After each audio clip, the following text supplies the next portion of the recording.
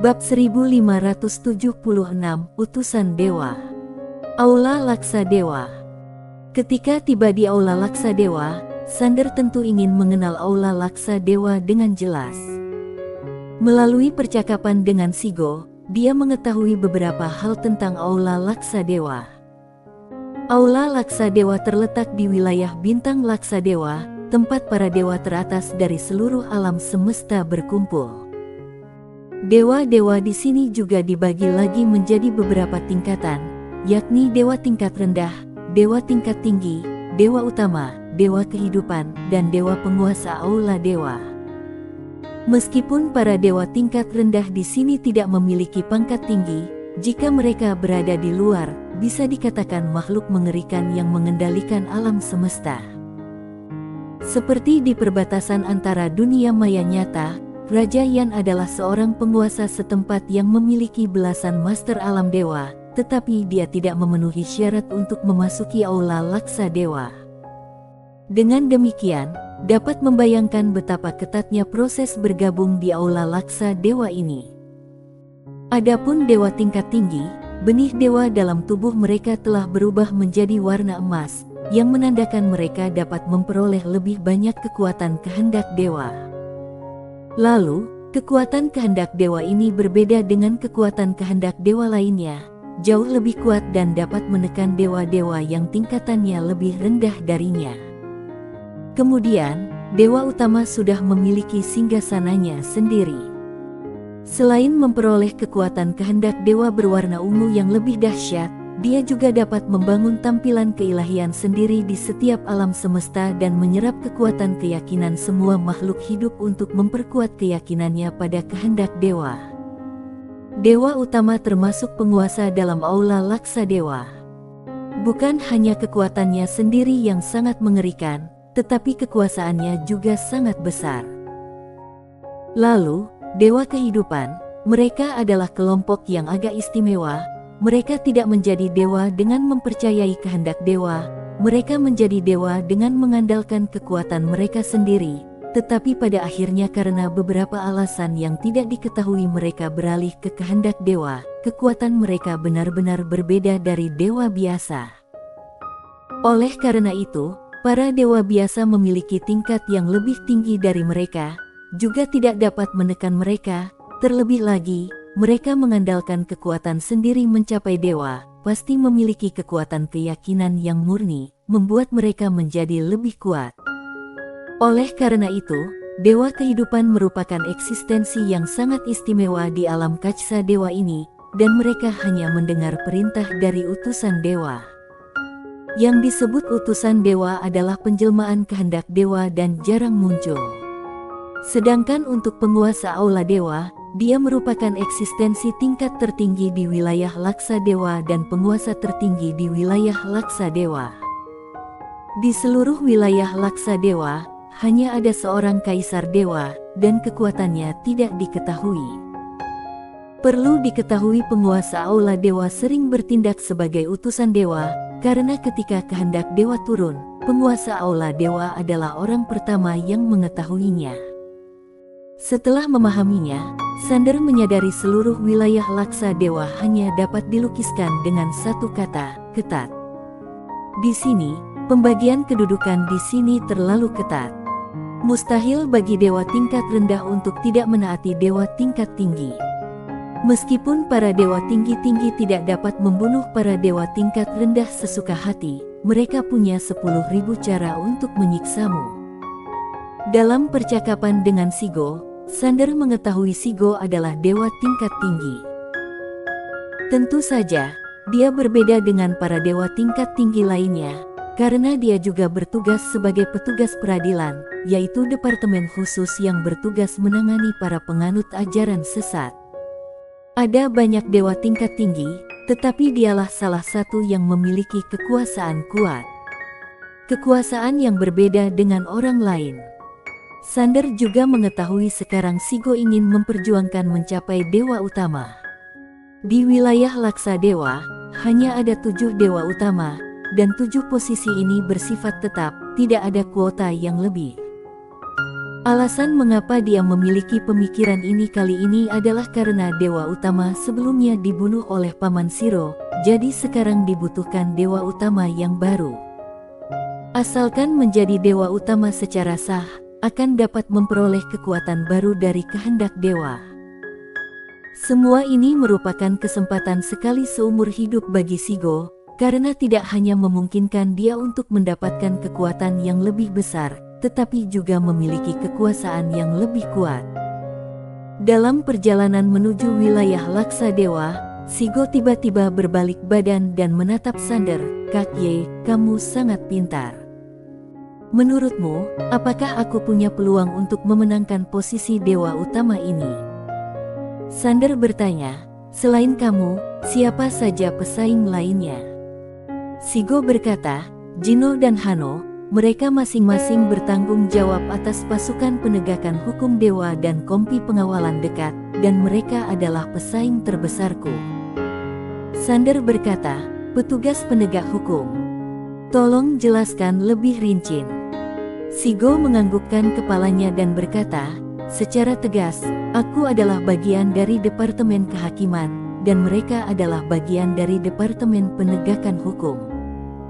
Dalam menghadapi eksternal, tidak ada perbedaan di antara kita. Asalkan mereka adalah orang-orang yang sesat dan penghujat, kita berhak untuk menghukum mereka. Namun, dalam internal, perbedaannya agak besar. Mereka hanya memiliki kewenangan penegakan hukum, bukan kewenangan untuk menjatuhkan hukuman.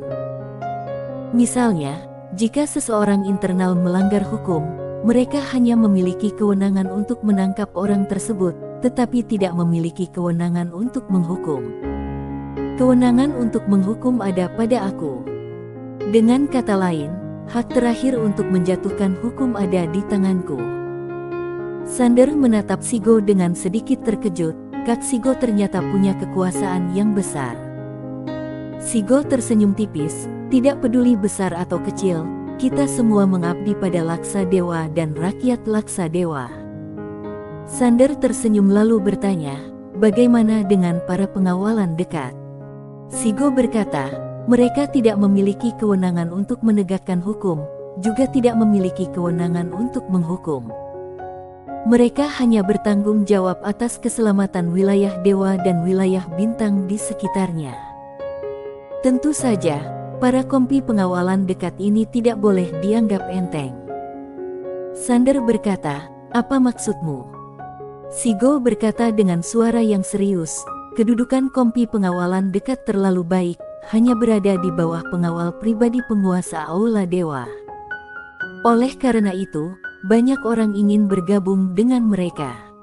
Ini juga membuat identitas pasukan ini sangat istimewa. Karena orang biasa tidak bisa masuk." Sander mengerti dan berkata, "Departemen yang berkuasa." Shigo menganggukkan kepalanya, "Ya." Shigo berkata, "Kali ini, seorang dewa utama mati dan posisi ini kosong. Ini adalah kesempatan sekali seumur hidup bagi aku, Jino, dan Hano. Aku telah menerima berita orang-orang di atas sebenarnya lebih memilihku." Pada titik ini, dia tertawa dan berkata, "Bagaimanapun, aku telah memberikan kontribusi terbesar selama bertahun-tahun." Sander tetap diam dan tidak mengatakan apapun. Melihat Sander terdiam, Shigo menoleh menatap Sander, "Kakye, kamu bisa cerita apa saja padaku. Aku tidak basa-basi. Aku serius dan ingin mendengar pendapatmu." Sander berpikir sejenak, lalu berkata, "Kak Shigo, aku akan mengatakan pendapatku. Kalau tidak bagus, dengarkan saja dan anggap berlalu." Shigo tersenyum dan berkata, "Tidak perlu sungkan, jika kamu bersedia mengatakannya, itu artinya kamu sangat menghargaiku. Denganku tidak perlu banyak basa-basi." Sander tersenyum tipis, lalu berkata, "Menurutku, orang-orang di atas optimis padamu, sebenarnya bukan kabar baik untukmu." Shigo bingung, "Apa maksudmu?" Sander berkata, "Karena saat kamu mengetahui berita ini, Jino dan Hano pasti juga mengetahui berita ini. Saat mereka mengetahui berita ini, mereka pasti akan bekerja sama untuk menghadapimu. Shigo tercengang. Dia benar-benar tidak memikirkan hal ini. Sander terus menganalisis, demi menghadapimu, mereka pasti akan mencari-cari kesalahanmu. Bahkan mereka mungkin akan memfitnahmu. Pada akhirnya, kamu pasti akan berada dalam posisi sulit. Begitu kamu berada dalam posisi sulit, pada saat itu, jangankan Dewa Utama, posisimu sekarang juga akan dalam bahaya. Shigo berkata dengan suara tegas, mereka tidak seharusnya begitu jahat. Sander menatapnya sambil tersenyum dan tidak mengatakan apapun. Shigo tersenyum tipis. Sander melanjutkan, kecuali atasan langsung memilihmu, jika tidak, situasi ini pasti akan terjadi. Sepanjang sejarah, ketika tiga pihak berada dalam keadaan tegang, dua pihak yang lebih lemah pasti akan bergabung untuk menghadapi pihak yang lebih kuat. Shigo terdiam sejenak, lalu berkata, menurutmu harus bagaimana? Sander berkata, inisiatif untuk mundur. Shigo tercengang. Sander berkata dengan serius, kamu inisiatif untuk mundur. Shigo mengerutkan kening, Kak Sander, maksudmu aku harus mundur dan membiarkan mereka yang bersaing? Sander menganggukkan kepalanya, lalu ada konflik antara Gino dan Hano, tetapi karena kamu, konflik di antara mereka bukanlah hal yang utama. Mereka akan mengesampingkan konflik mereka terlebih dahulu dan bergabung untuk menghadapimu. Ketika kamu mundur, konflik di antara mereka berdua pasti akan meningkat karena posisi Dewa Utama ini.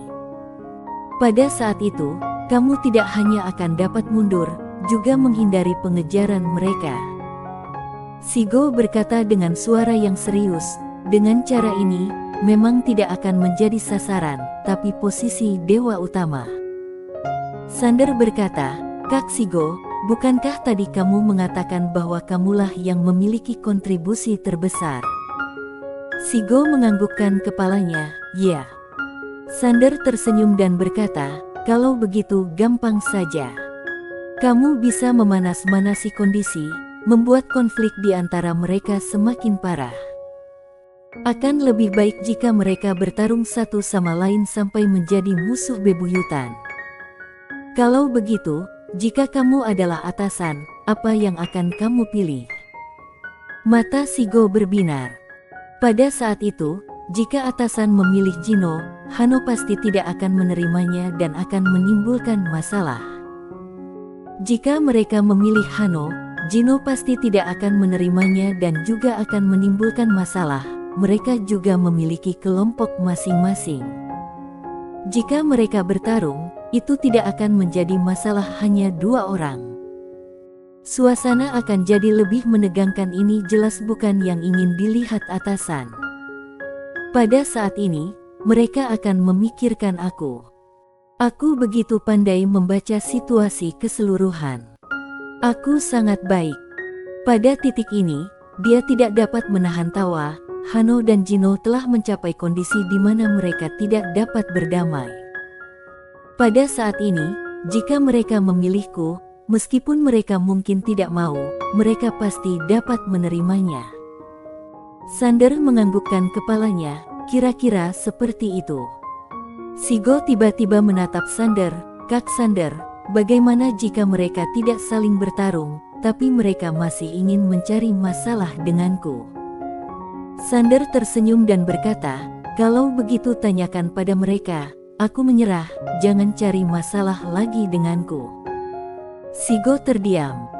Sander tiba-tiba menepuk bahu Shigo dan tersenyum, di era manapun, di peradaban manapun, asalkan menjadi pejabat dan melibatkan masa depan. Itu adalah perjuangan hidup dan mati. Ini adalah sesuatu yang terukir di tulang mereka. Ini juga hukum alam, kecuali mereka tidak memandang berar semua ini, kalau tidak mereka pasti akan terus memperjuangkannya. Bersambung.